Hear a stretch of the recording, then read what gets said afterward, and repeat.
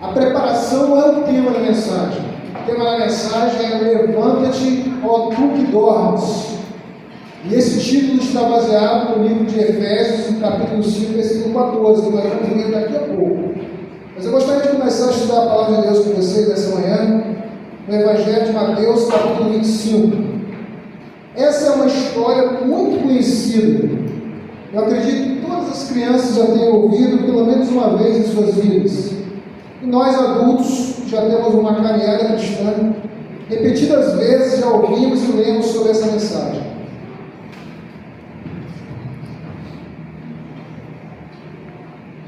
No Evangelho de Mateus, no capítulo 25, versículo 1, diz o seguinte: Então o reino dos céus será semelhante a 10 virgens, que tomando as suas lâmpadas, saíram ao encontro do noivo.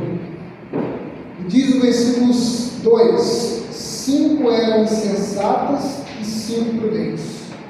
Vocês que conhecem essa história, vocês vão me ajudar. Essas 10 virgens, nessa parábola, representa quem? Quem? A igreja, o povo de Deus. As 10 virgens da parábola representam o povo de Deus. Você pode estar pensando, mas não, você vai continuar lendo a parábola? E os 2 primeiros versos, e agora nós vamos falar sobre a parábola. As 10 virgens significa o povo de Deus. E o noivo? Jesus. E a lâmpada? A lâmpada? O azeite e o Espírito Santo. A lâmpada? A fé. A fé. Então veja bem, no tempo de Jesus, as lâmpadas eram necessárias porque não havia energia como nós temos hoje, elétrica como nós temos hoje. E as lâmpadas iluminavam. Diz que Jesus certa vez estava no Monte das Oliveiras com os seus discípulos. De lá ele tinha uma visão muito clara de Jerusalém. Ele viu ali um casamento acontecendo. Ele falou para os seus discípulos: olha lá, o casamento acontecendo, olha. Se via aquela multidão de pessoas com as suas lâmpadas saindo da casa do noivo, depois indo para a casa da noiva. E aí, o contexto da parábola das 10 virgens está ligada à volta de Jesus Cristo. Tanto que em Mateus 24, Jesus Cristo fala sobre os sinais que antecederiam a sua volta. E agora, no capítulo 25, Jesus Cristo agora fala sobre a necessidade da preparação do povo de Deus para o encontro com Ele quando Ele voltar. E diz que as 10 virgens tinham cada uma a sua lâmpada. Porém, o versículo 2 fala que 5 eram virgens nécias e 5 prudentes. O que identificava uma, tem que ser separada uma das outras. E a parábola continua dizendo que elas saíram para se encontrar com o noivo, porém o noivo demorou a chegar. O noivo demorou a chegar. E elas acabaram o quê? Adormecendo. E aí, em determinado momento, a Bíblia fala que à meia-noite, elas ouviram uma voz dizendo que o noivo estava chegando, e elas acordaram. E as 5 nécias olharam para as suas lâmpadas e viram que o azeite estava acabando. E elas viram agora para as prudentes e pedem para elas: por favor, me dê um pouco do seu azeite. E as prudentes disseram: eu não posso dar, nós não podemos dar, porque se nós dermos, nós ficaremos sem o azeite. E é melhor vocês correrem, tentarem comprar, para que você também possa ter o azeite, porque o noivo está chegando. E aí o que aconteceu? As 5 nécias saíram para comprar azeite, porém, quando elas saíram para comprar o azeite, o noivo chegou. E as 5 prudentes acompanharam o noivo.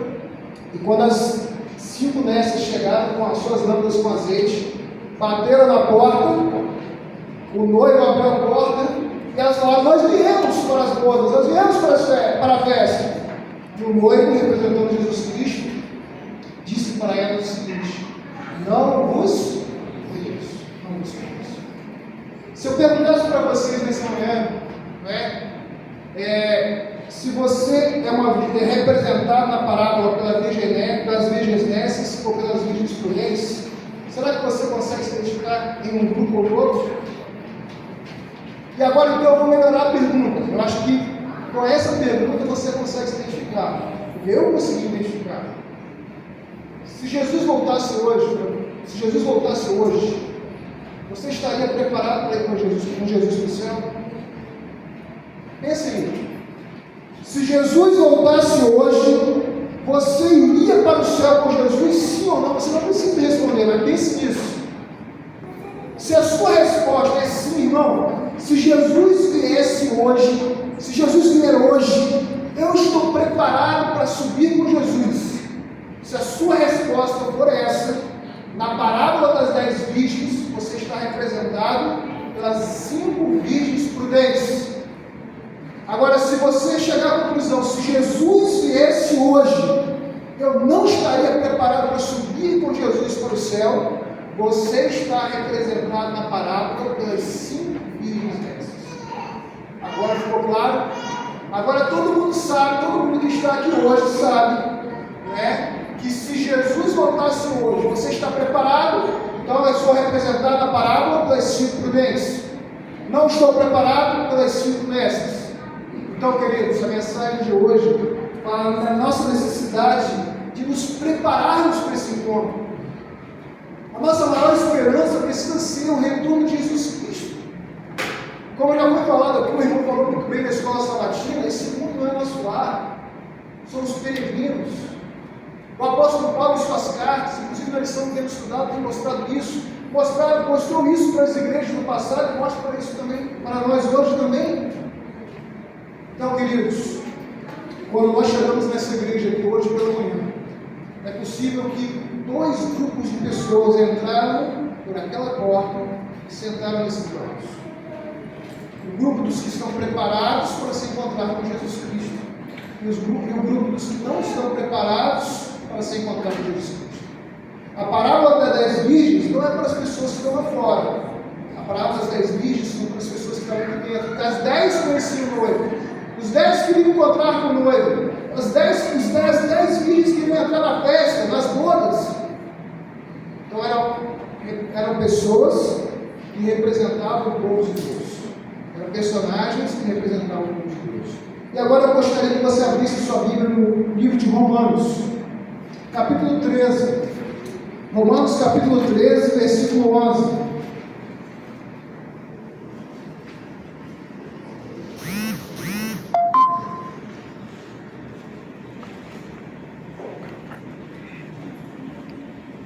Todos encontraram?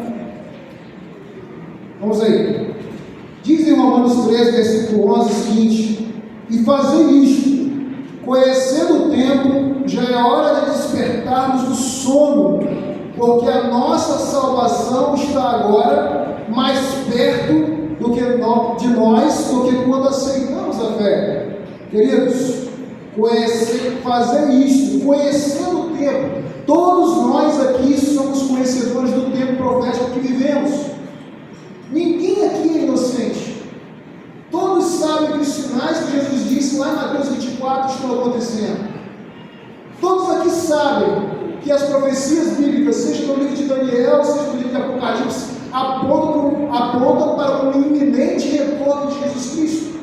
Nós somos conhecedores do tempo que vivemos. Então o apóstolo Paulo agora, falando para nós nessa manhã, dizendo, e fazer isto, conhecendo o tempo, como nós conhecemos. E agora ele faz um apelo: já é hora de despertarmos do sono. Que sono é esse, queridos? O sono espiritual. E o que é o sono espiritual? É quando eu, seguidor de Jesus Cristo, conhecedor da palavra de Deus, sabendo dos sinais que apontam para o breve retorno de Jesus Cristo, procuro continuar vivendo do meu jeito, fazendo mais a minha vontade do que a vontade de Deus.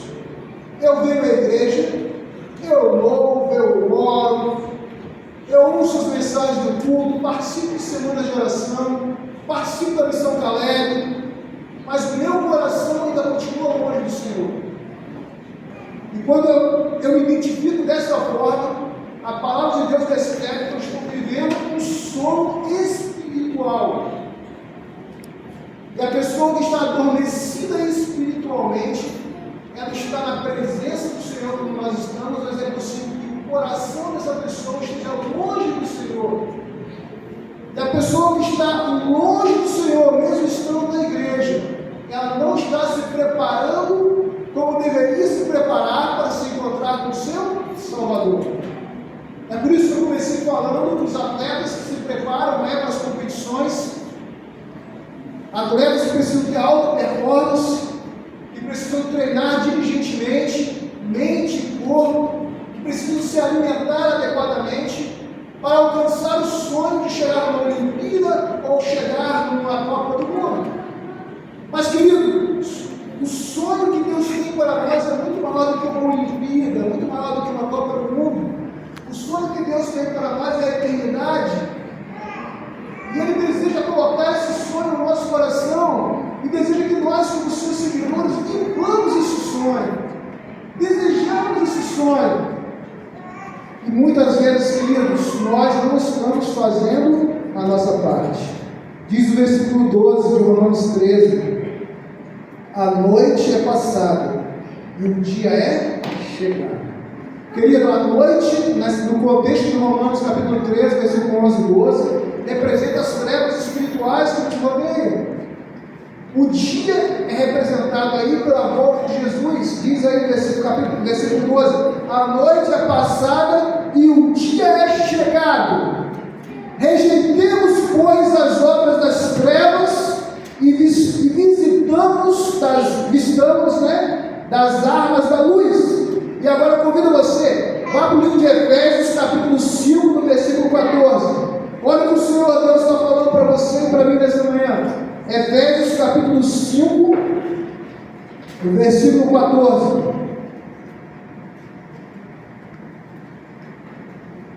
Pelo que diz: desperta, ó tu que dormes, e levanta de entre os mortos, e Cristo te iluminará.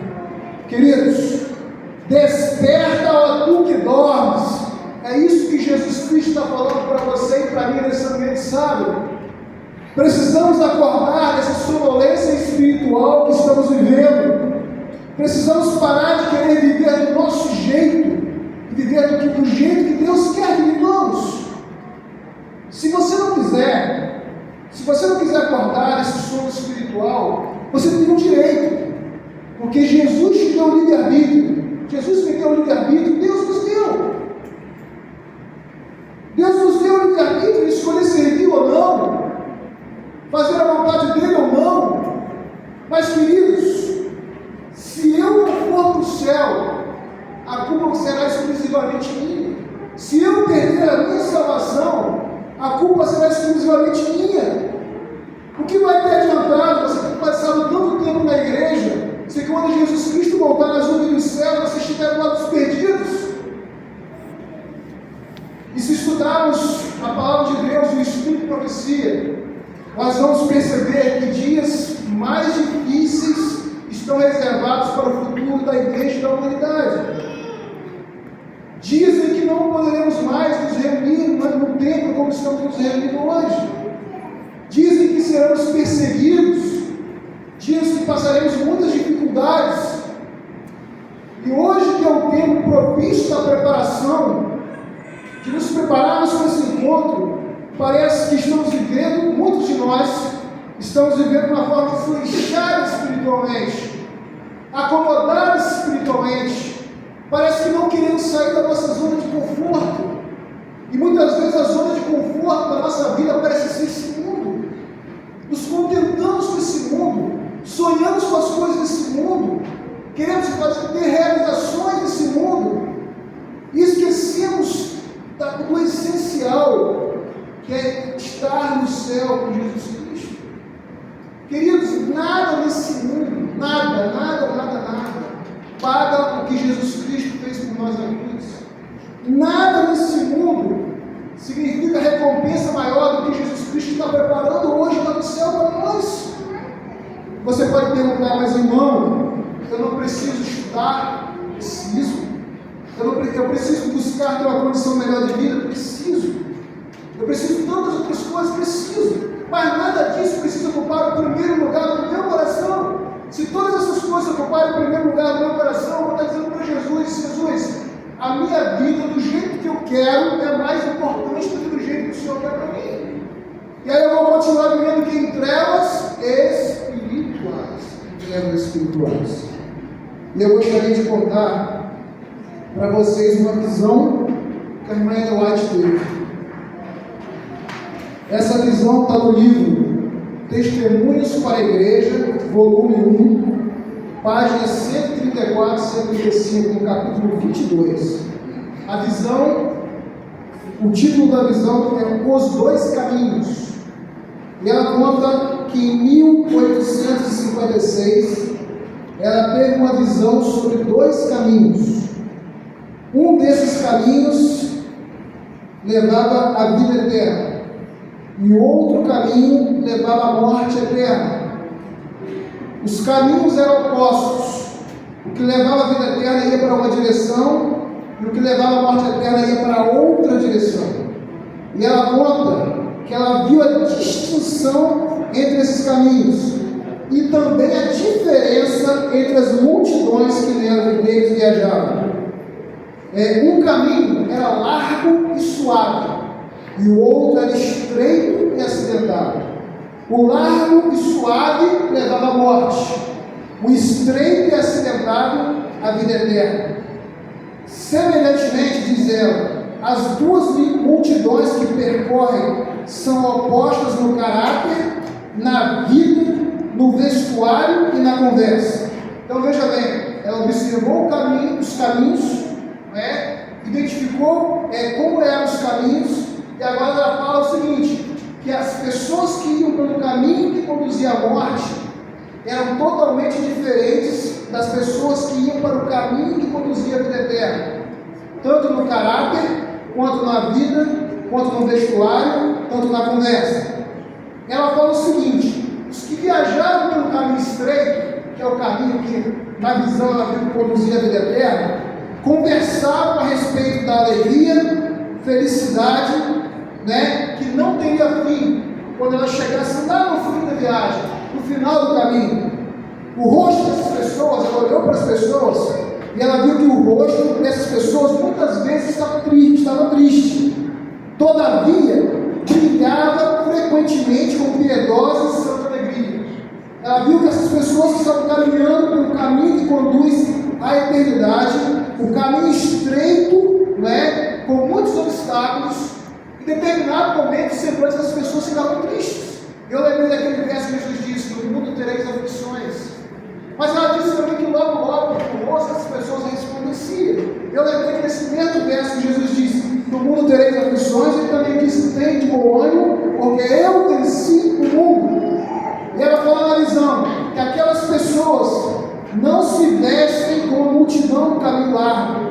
Essas pessoas que estavam no caminho estreito não falavam como as pessoas que estavam lá no caminho largo e não procediam como elas.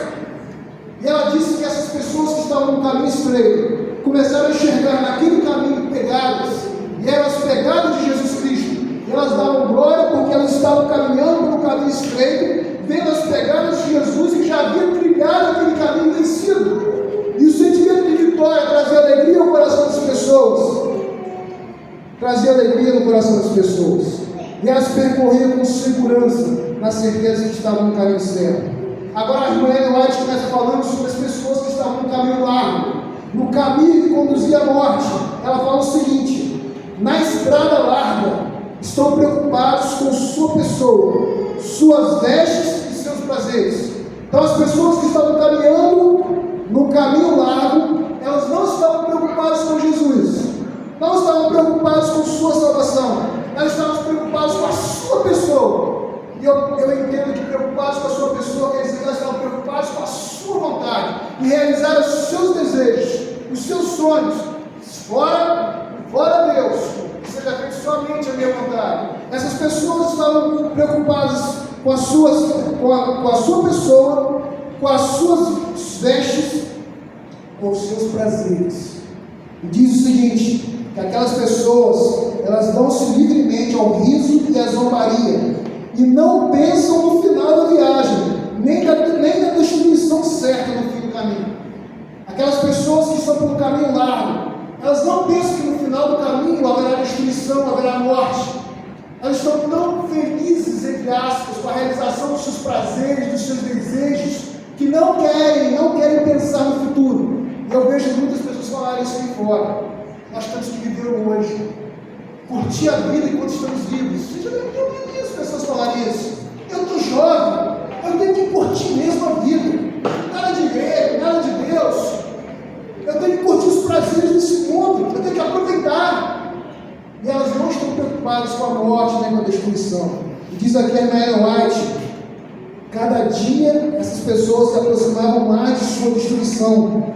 Contudo, loucamente se lançam mais e mais depressa. E ela fala o seguinte: ó, como me pareceu terrível isso. Ó, como me pareceu terrível isso. Queridos, se a visão dela terminasse aqui, talvez não fosse nenhuma novidade para você e para mim. Pessoas que estão no caminho estreito, que conduzem à eternidade. Pessoas que estão no caminho largo, que conduzem à morte eterna.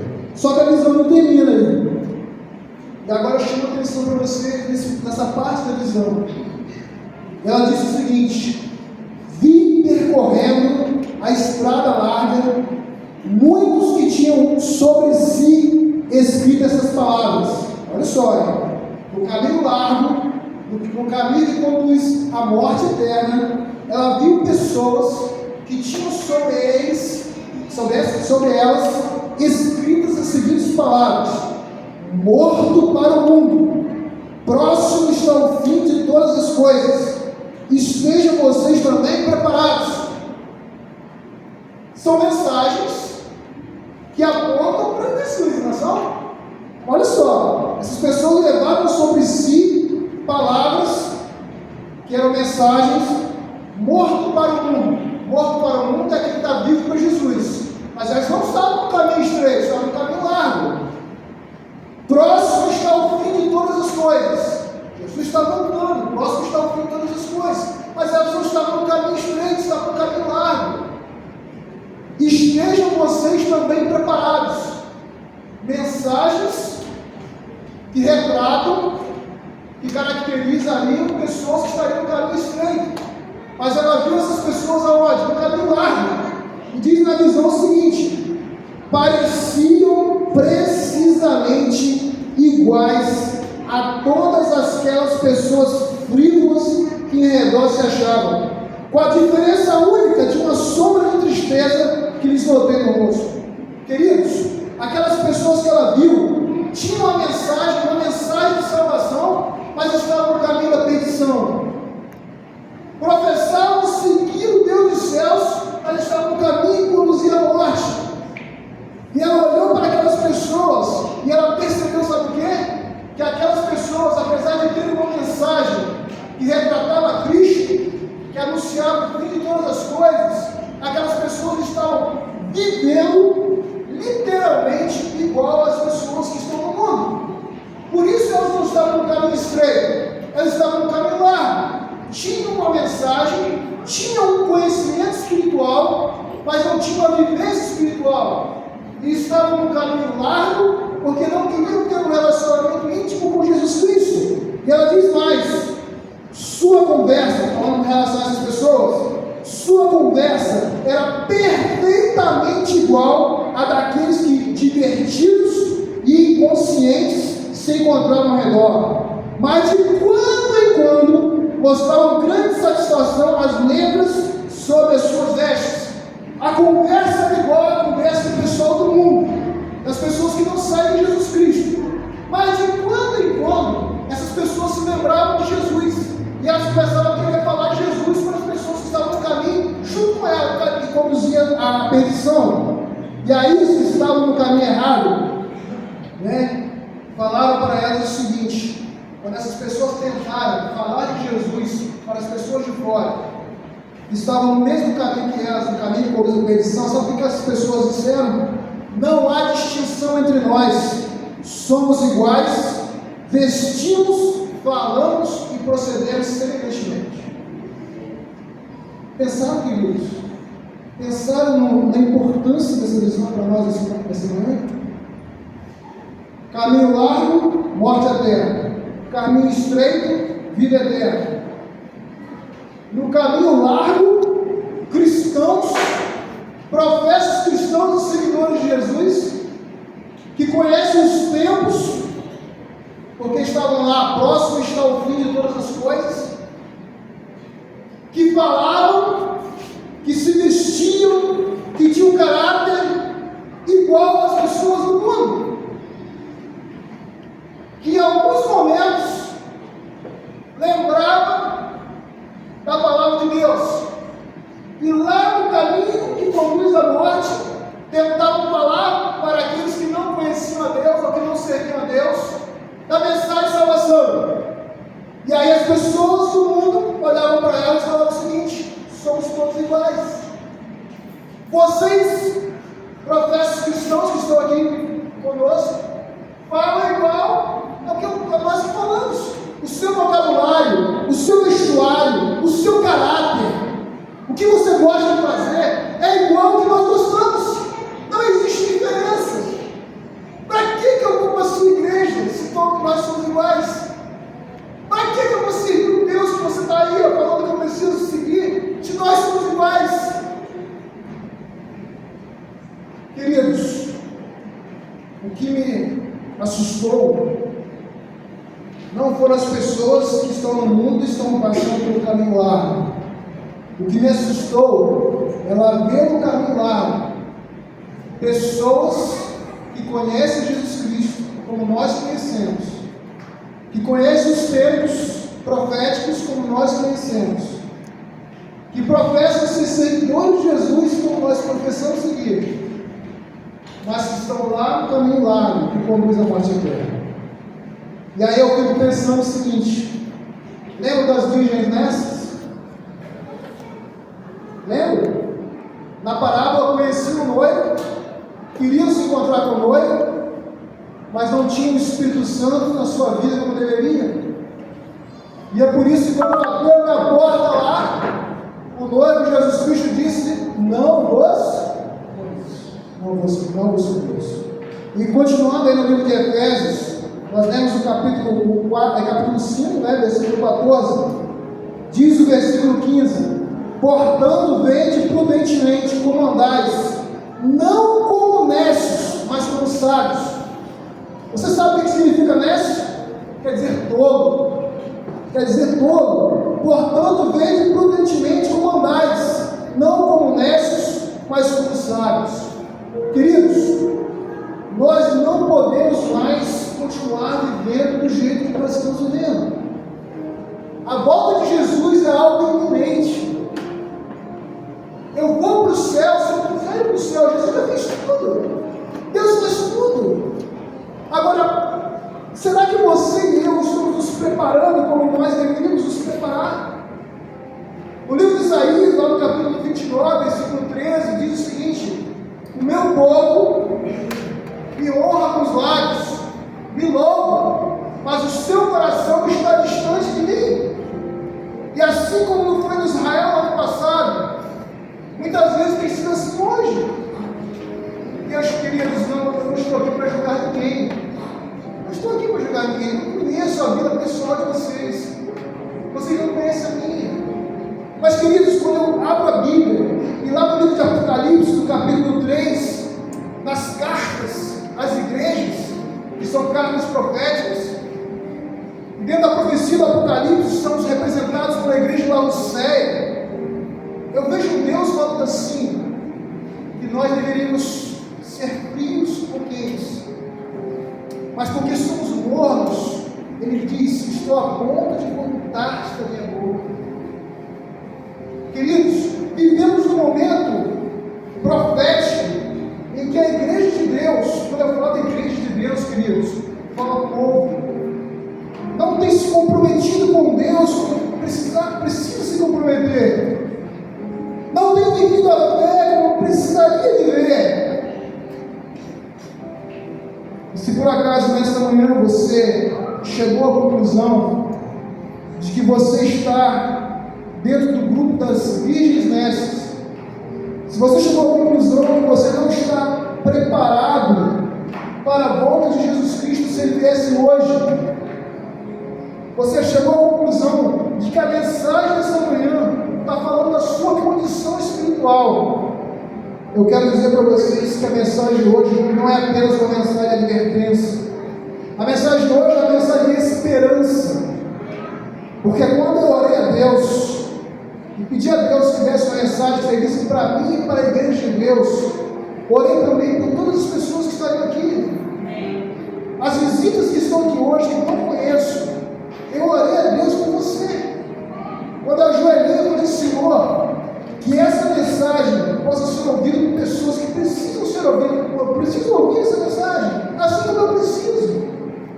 Que essa advertência seja dada a pessoas que estão hoje precisando ouvir essa advertência. E eu creio muito, irmãos, que todos estão aqui hoje que precisam ouvir essa mensagem.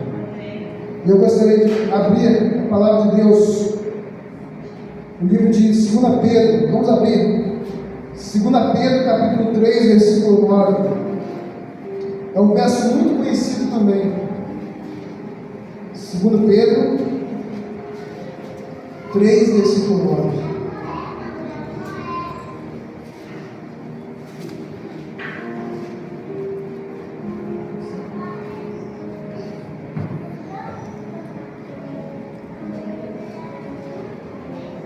Diz aí para a palavra de Deus o seguinte: o Senhor não retarda a sua promessa, ainda que alguns a tenham por tardia.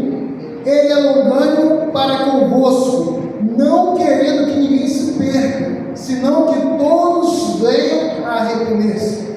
Quando eu li